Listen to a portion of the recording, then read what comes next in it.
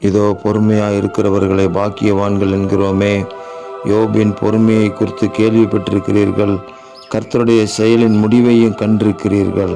கர்த்தர் மிகுந்த உருக்கமும் இரக்கமும் உள்ளவராயிருக்கிறாரே என்று எழுதப்பட்டிருக்கிற வேத வாக்கியத்திற்காக எங்கள் தேவாதி தேவனுக்கு கோடான கோடி ஸ்தோத்திரங்கள் உண்டாகட்டும். இப்பொழுதும் கர்த்தாவே, உங்களுக்காக பொறுமையுடன் காத்திருக்கிற உங்கள் பிள்ளைகள் பாக்கியவான்கள் என்பதை விளங்கச் செய்வீராக.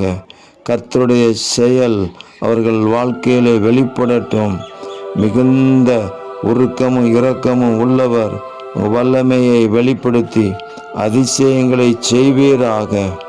2 மடங்கு ஆசீர்வாதங்களை இன்று கொடுப்பீராக.